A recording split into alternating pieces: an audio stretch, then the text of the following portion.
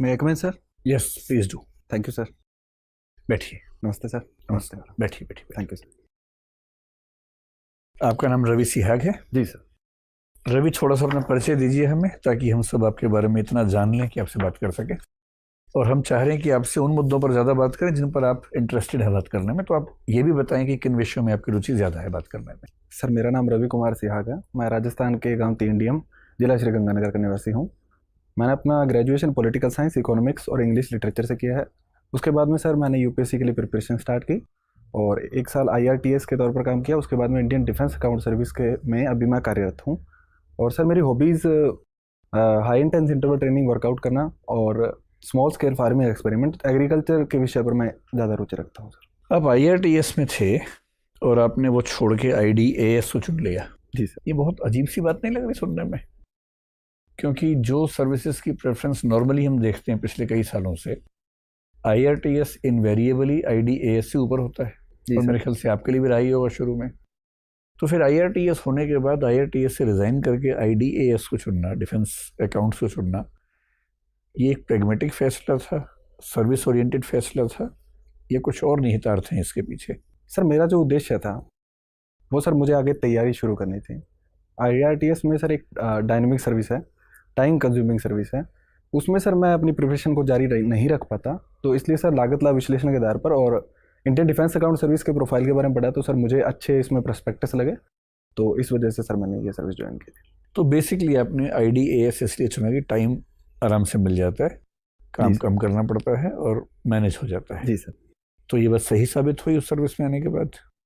जी sir, ये बात सही साबित हुई है सर। मैं इस बार का मेरा मेंस अच्छा गया है और अभी मैं इंटरव्यू में हूँ, तो मैं मानता हूँ कि मैंने सही फैसला लिया था। तो अभी आप ट्रेनिंग पे हैं या सर्विस में आ चुके हैं?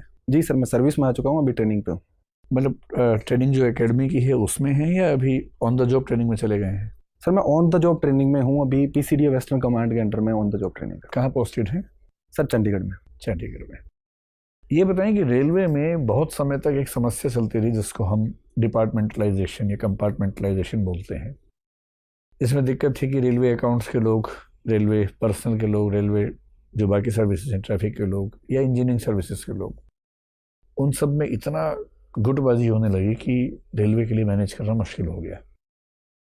तो फाइनली एक फैसला हुआ कि हम इन सब सर्विसेज को मर्ज करके, पुलिस को छोड़ के, आरपीएफ को छोड़ के आईआरएमएस बना देते हैं, रेलवे मैनेजमेंट सर्विस बना देते हैं, जो कि बन भी गई है। इस बार से वो उसकी वैकेंसीज भी आ गई हैं। आपको नहीं लगता कि डिफेंस में भी ऐसा कर देना चाहिए? डिफेंस अकाउंट्स, डिफेंस एस्टेट्स और फिर आर्म फोर्सेज हेडक्वार्टर सर्विस, इन सब की क्या ज़रूरत है अलग अलग? एक ही क्यों ना कर दें इन सबको? मतलब जो नॉन बैटल फील्ड सर्विसेज हैं, जो बैटल फील्ड की हैं वो तो अलग है, लेकिन जो बैटल फील्ड में लोग नहीं जाने वाले हैं, जिनको सिविलियंस आपकी मतलब लैंग्वेज में सामान्यतः कह देते हैं, उन सर्विसेज को अलग अलग रखने का क्या प्रयोजन हो सकता है? कुछ प्रयोजन जो बताए जाते हैं, वो पहला ये है कि डिफेंस एक बहुत बड़ा सेक्टर है। रेलवे भी बड़ा सेक्टर था, लेकिन रेलवे का बजट पिछले कुछ दशकों से क्रमिक रूप से घटा है। तो इस वजह से रेलवे की सर्विस का मर्जिंग किया गया था, क्योंकि सर रेलवे के बोर्ड में सर्विसेज को लेकर काफ़ी टकराहट रहती थी। तो प्रतिभा के आधार पर बोर्ड में चयन नहीं हो पाता था। 1905 से जो बोर्ड चल रहा था उसमें सुधार अपरिहार्य हो गए थे। तो दोस्तों, अगर आपको पूरी इंटरव्यू वीडियो देखना है तो दृष्टि आईएएस के हिंदी वाले चैनल पर जाइएगा, वहाँ पर आसानी से मिल जाएगा। अगर आपको ये छोटी सी इंटरव्यू क्लिप आपको पसंद आया तो वीडियो को लाइक कीजिए और चैनल को सब्सक्राइब भी कर सकते हो। और रवि सिहाग सर ने जो भी जवाब दिया आपको कैसा लगा, आप जरूर कमेंट बॉक्स में बताएं। Thanks for watching.